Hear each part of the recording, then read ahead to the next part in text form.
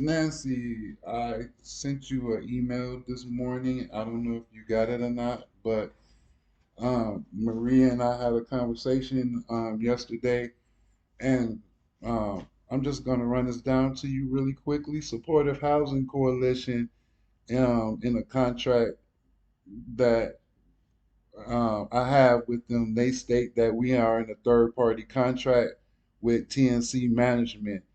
Um, it's the tenant based rental agreement.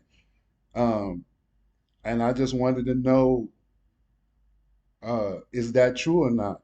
Maria said yesterday that that was not true. There's no third party agreement. There's only a contractual agreement for rental that is solely um, regarding my name and not supportive housing in any way. So, and I would need that answer also in a written document or email if I may ask.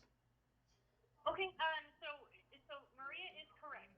The only thing that we receive from supportive housing and what they're responsible for is the rent. And whenever you applied for the unit, they gave us a letter stating what they were doing. So they said, "Hey, we're gonna pay his rent. This is what we're going to do, and that's what we're responsible for." And so the lease agreement, since it is in your name, is your responsibility. It is not supportive housing coalition. Okay. Let's keep And there was I'm another going to thing. call this like career vocational stuff. Let's keep that separate because when we meet with like Donna, for example, Dorothy, I want to focus on these. Yeah. And if we did come up with something like this, it would be under me. Yeah.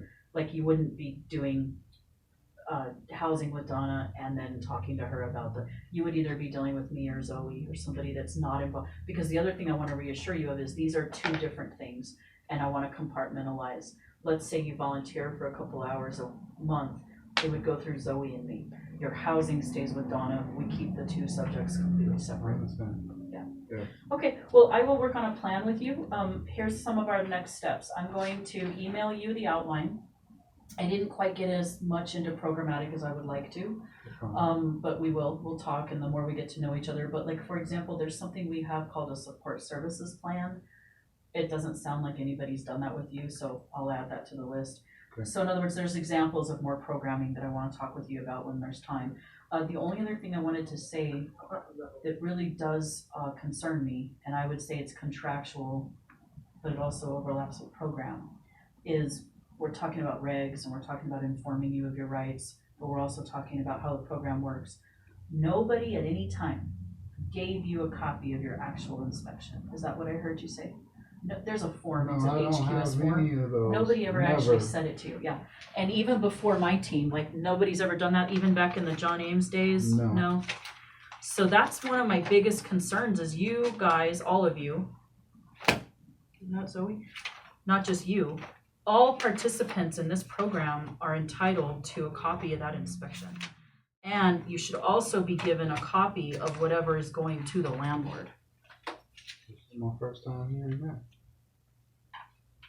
And I was gonna show you a copy, but I'm not fast enough. So That's okay. anyway, I keep promising you documents, but I thought I had a blank handy dandy, and of course I don't. But anyway, yeah, it's the housing quality standards checklist. It is HUD. I know you're pretty savvy, so you could also just Google it on HUD's website in terms of getting familiar with the form and the criteria. But moving forward, anybody who's conducting an HQS, whether it be me, coordinator, anyone else, you're entitled to a copy of that. I didn't know that. Okay. And another thing that they haven't always done that John is doing now is the landlord should be getting a copy of that.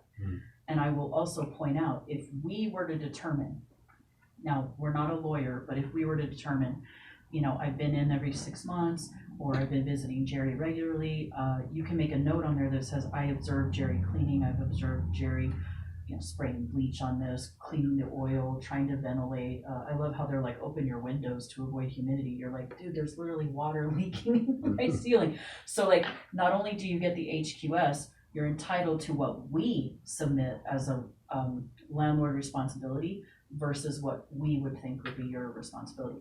Now, don't get me wrong, they can argue, and they can argue till the cows come home, but you would at least have a copy of that, and you would be very aware of where we stood.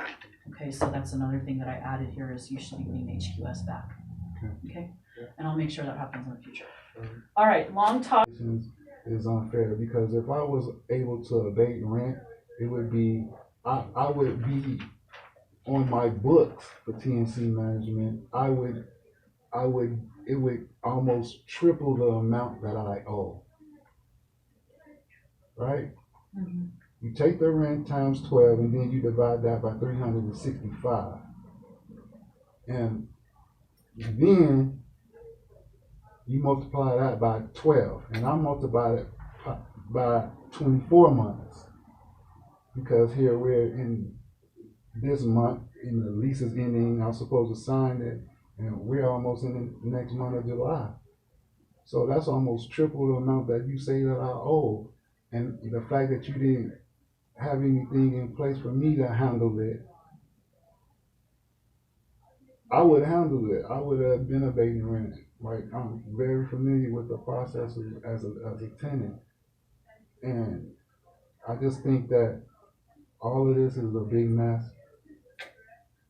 And I just want to fix. I don't even feel comfortable in fighting that unit. Reasonable accommodation because of the size of my family, safety concerns in my unit. You know, the maintenance requests have not been met. I don't have the right to obtain the repairs. And also, you know, the request that I had for the continued Bill of Rights and the regulatory agreement. And pretty much that's all I have to say. And I just have another letter of hardship. So I want to submit that today. And in that letter it states, even if another thing, Eric was trying to get me to sign the lease. He was trying to get me to sign the lease before the inspections were even done. He mentioned the fallout was he mentioned that I wasn't technically inclined to go on the portal to sign the lease, but I was telling Eric that I didn't want to sign the lease because the inspections were not done and complete. And when he said that and made that remark, that's when I kicked him out of my house. I told him that you have to leave. I want you to know that I'm taking a lot of this, let me just process, okay, but I take it all very seriously, all right? One thing, I don't even know where to start. Let me make some copies, because there's some issues with this even legally, and then I'm gonna point out something to you, and I'm gonna throw my own staff under the bus, okay? I don't mean to, but I'm going to. This isn't even okay? We're gonna start with what's contractual, and we'll make a list. And then we're gonna talk about what's fiscal, financial, and then we'll make a list. And then we're gonna talk about what's programmatic, okay? And what I mean by that, of course, is I'm sure you can follow, is that contractually we're gonna talk about, you know, the lease, whether or not you should sign a lease. I'll talk to you about my opinion of that, but of course it's your choice ultimately. You seem like a person that's interested in regulations and guidance, so I'm also going to tell you that this program is Housing First program. That's the name of your program. Has anybody even told you that? So if not for Dorothy, probably you wouldn't know that because we're not doing our job. But the other thing is how would you look up the regulations if it's Housing First? To your point, it's a HUD funded model, and Housing First is a HUD model that's proven, evidence-based, and that speaks to your rights and responsibilities as well. And I will do what I need to do on my side to make sure that the team starts to educate and inform participants. But our contracts are actually changing this year in July. And when I tell you I'm transparent, I can show you those contracts too. The only thing I can't show you is like people's personal information, like my social security number and or John, and this is how much everybody makes or something like that. Trust me, we're not in it for the money though. I've personally held out on my pay raises because of cash flow. So none of us are here because we want to be millionaires. But on the other hand, what I'm letting you know is I would do anything I can to advocate for you. And whether it goes through me or whether it goes through the city, I would personally submit an RA to the city to find out what we could do about the back pay. So that you're not feeling that it's a violation, but I also don't get violated for it if they monitor me. So I will work on that with you, okay? So when I mean contracts, let's talk them through. Leases, would be the place to start, whether it's renewed or not. I'm gonna give you what's called a TBRA. It stands for Tenant-Based Rental Agreement. That's an agreement that we hold with the landlord. And I want you to have that information, even if it's blank, just so that you're aware of, what are the, to your point earlier, what are the responsibilities of the housing administrator versus the landlord? And it would also just give you a glimpse of like, oh, that's what happens when they change ownership, or that's what happens when they sell the property, and this happens to me all the time. They don't tell us. So we could be paying your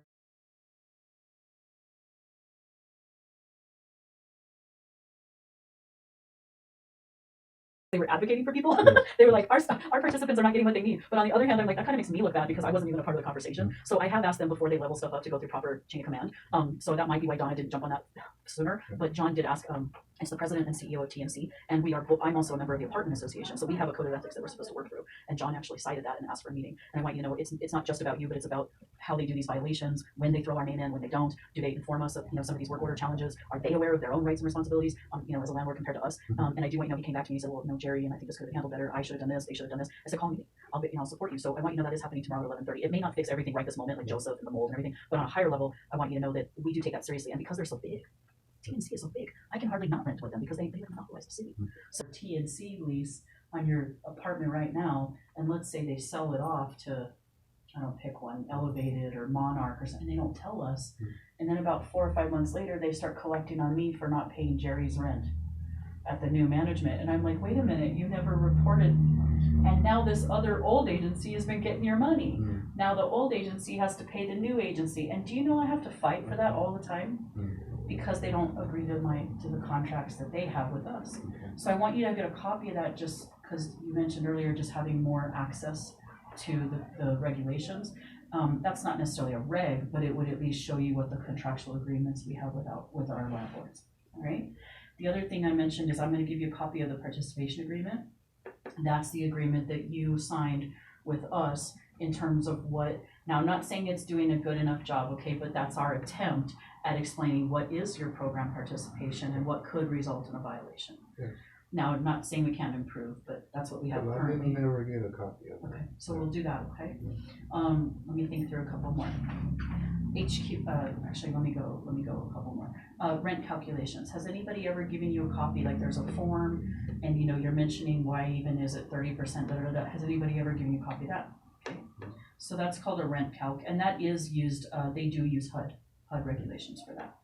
Anything I tell you, whether it's verbal or in an email or texting or anything later, I will always back it up for you. I might not do it in that moment. Like right now I can tell you the regulation is 24 CFR 578. Well, who cares? I will print that for you, or I will email it to you, or I will give you a link. Okay? Anything that you ever want me to support, I promise, I give you my word, I will support. Okay? If something's a landlord-tenant law versus a HUD law, I will make that clear. And then I will actually show you where to find it, or I will give you a copy myself. I give you my word. All right? And my staff will be informed as well. And if you ever ask for that, they are obligated to give it to you. Okay? Rent calc. Let me think through a couple more. I think to do is we'll come back to these contracts in terms of what I give you and what copies I give you. Fiscal, I need to pull your general ledger. I will give you this in an email, by the way. Okay. I don't expect you to read my chicken scratch, Yes. but I also like to put back in writing things I've promised you, okay? Okay. So my initials are LMC. I personally will review your ledger. I personally will cross-reference that to TNC management. We will explore whether we can do an RA through the city or what powers I have. I hate to use that word, but what can I approve or not approve based on my own authority, and or something higher level to go to the city. Okay, so I'm going to write reasonable accommodation city LMC, and we'll basically just compare and contrast.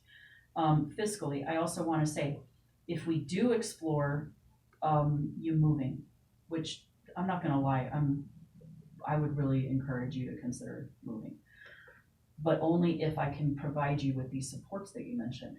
Like if I could get you a moving truck, if we could help you with the moving costs, application fees, pay security deposit. And one thing that they were trained on in the past is if you have any income, they were trained, including Tanisha, under the old CEO, you always tell the participant no if they have any income. Well, let me go out on a limb here. Jerry, SSI, what you're doing with these kids. I also told you I was a teacher. And when I was a teacher, I was at the Children's Psychiatric Hospital. So locked in closets, and I mean, I give you as much honor as I can that you got your boys and you at least have them in your apartment, home, whether it's legal custody or not, safe. We gotta figure out some way to make it okay, because you and I both could be accused of frauding the government for your housing voucher if we don't get this fixed somehow. But I also wanna reassure you, there's more than one way to get proper documentation or for me to get that approved. Okay, so I don't mean to scare, I'm not trying to threaten you, I'm not trying to make it negative at all. I wanna do this with you, and I mentioned earlier, we're partners in this, and if we bring Dorothy in, get you signed up for case management, or at the very least, let's at least bring her in on at least one meeting, because that's where they have their areas of expertise, and I will admit I don't. But on the other hand, I will do whatever I can to make this work. I could get in a lot of trouble for you having 4 kids in that apartment. I mean, I could lose my entire contract, Jerry, because it's one of them, they call them, so when you get a lease violation, it's like, you get a concern or a warning, and then you get a violation. But if you get a substantial violation, this could be a substantial violation from me. And I'm not saying I'm just being selfish, but like I say, 230 people are housed on this contract, okay? But what I'm really worried about is you being accused of fraud or forgery, not by me, but by the city of Albuquerque or HUD, or whenever they come in and actually audit your file. Okay, but I want to say this one more time, I'm in it with you. Okay, John and Donna and I know you haven't had the best experiences, but Donna she is a spitfire. She will get stuff done. John has a very good relationship with Dorothy. They meet once a week and they plan all of these case conferencing, like, how can we help this individual? I'll do this part on the housing, you do this part on CYFD, or whatever needs to be done. Now, if we can't go through it legally, like with in other words, I might not be able to help with food stamps at all because they have their own stuff, right? But at least for the housing portion, I gotta get those kiddos on your voucher, whether you move units or not, okay? And then that does trigger a whole nother thing, because if you're not in a unit, and I am saying it that way on purpose technically, then your voucher isn't valid for that unit. For a second, so contractual, we will talk about the actual program funding for this program. It's actually funded through the city of Albuquerque. Did you know that? Just curious. Okay, the reason I ask is because the regulations, for the city are modeled on HUD, but they're actually not always the same. So sometimes when people do have an appeal, and this is not a formal appeal, this is just you and I talking through it. If I can't solve your problems, you can submit an appeal even higher than me. And then we might go to the city, we might go to HUD, you could go to my board chair, for example, but hopefully you won't feel that way about me and we can work through this. And hopefully I can help you restore some faith in the staff, whether it's John or Don or anybody else, but just in terms of how we can all look at it as an opportunity to do better for you, but you're also helping us do better for the entire rest of the 250 households that we serve in Albuquerque. And I want you to know, like, I am in no way telling you that you have to do anything. I'm trying to make it where we can figure out a way that I know the city and HUD will accept the paperwork, but I do want to warn you, it may require a transport to a different unit, to a whole new unit. And by the way, mold, electrical, you're already kind of scaring me with that unit, and I say I'm gonna personally inspect it. But the only thing I want to prepare you for, and I'm not saying tomorrow, like I said, we'll do short-term, mid-term, long-term, but I want to prepare you that we might really, truly have to move you. I just really want to be straight up with you about that, okay? Not tomorrow. And I will work with you on what that means and how long and the supports to get you there. And I certainly will not be trying to collect on rent at the same time we're trying to pay for other things, okay? So we will do everything within our power, whether I go to HUD, city, whatever it is, you and me as partners, Donna, Dorothy, whoever needs to come into this. I say multi-pronged because we're gonna have it contractual, financial, and programmatically. How can we support this? My goal is to help you keep those kiddos, but also make sure that you or I don't get kicked out of this program.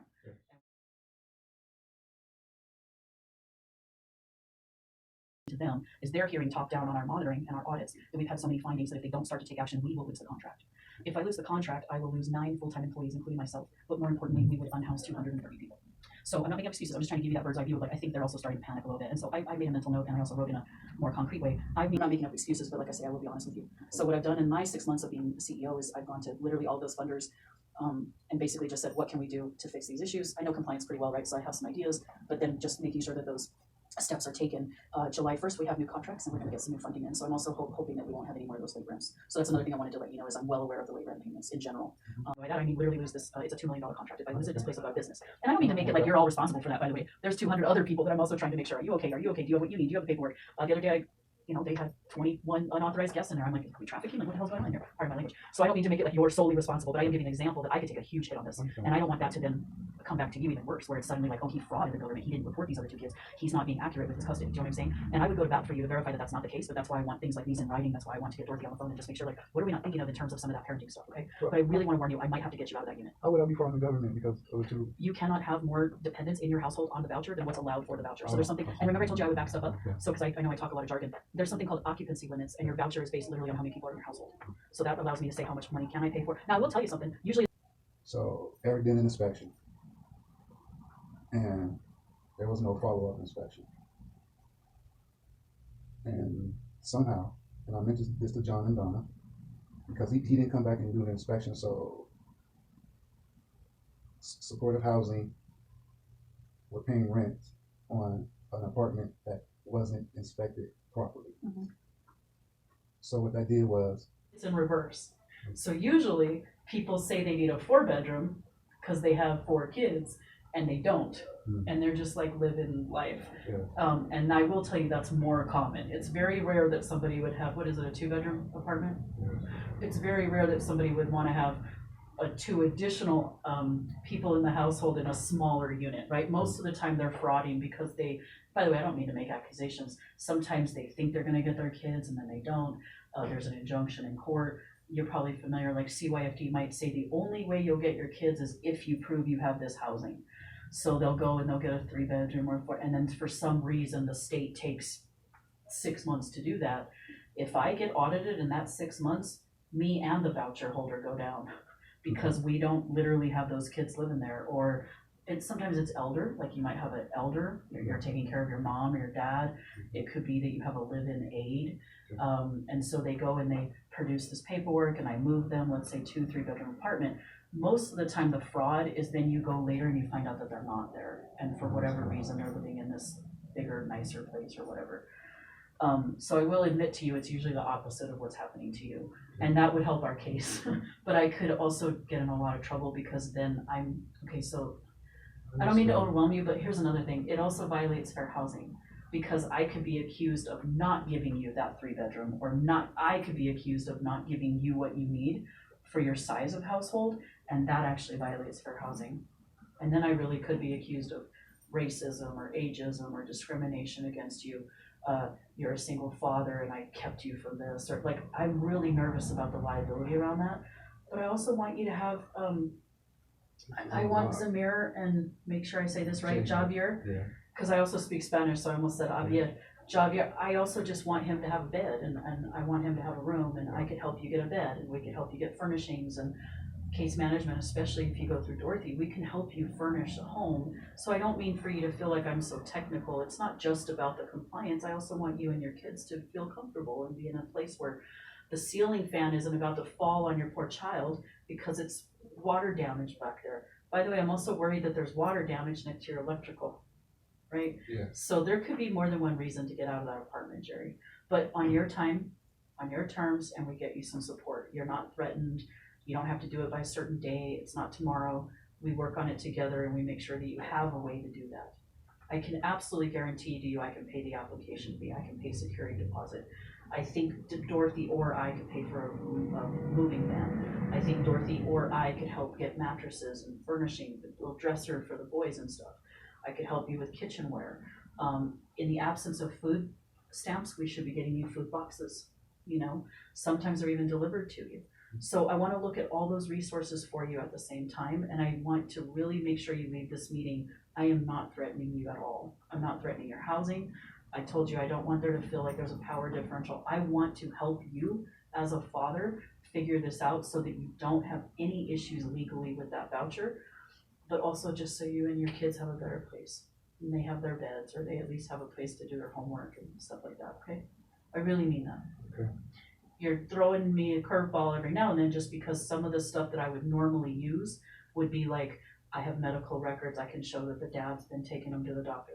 I have school records, I can show that the dad's, so I don't want you to think that it's easy. I do have to think hard about what they'll accept and what paperwork we can try to get for you. And I don't mean to convey that that's easy, but I also want to tell you that I will do everything I can to help you with this. Okay. And I guarantee that Donna, regardless of every perfect experience, I realize she has a little room to grow, but she's really good at stuff like this, and you know, so is Dorothy. So we'll all come to the table with you, not behind your back, and we'll figure out what might suffice for that kind of support to get the city to approve that. I have a whole nother program for that, for just people with kids. It's called family vouchers. So let me think, like I say, let me just think through all that I know, and you don't wanna know all the crazy stuff that's up in this head, but let me think about how I know that they would accept certain paperwork, or maybe I could do an RA that you have a pending case. Let me just think through it, okay? About this position, I'm pointing that way because she's out there, her office is over there, and I created, it's called the community liaison, and her entire role is to be a support to the landlords.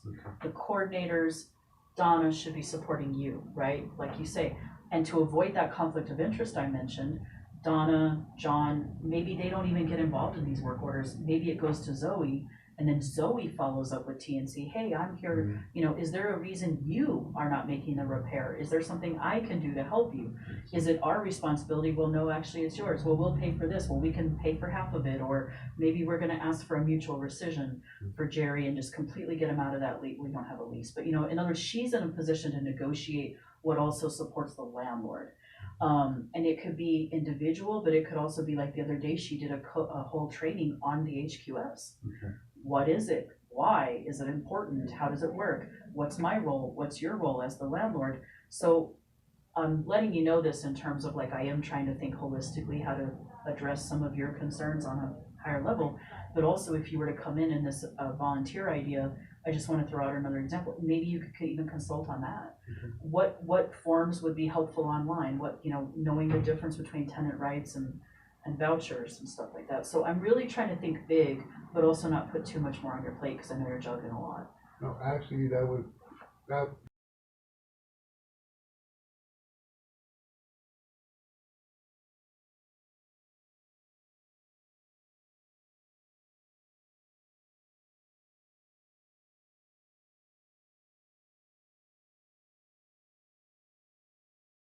I looked down and I was like, what are you talking about? Yeah. So I didn't exchange any words with him on that.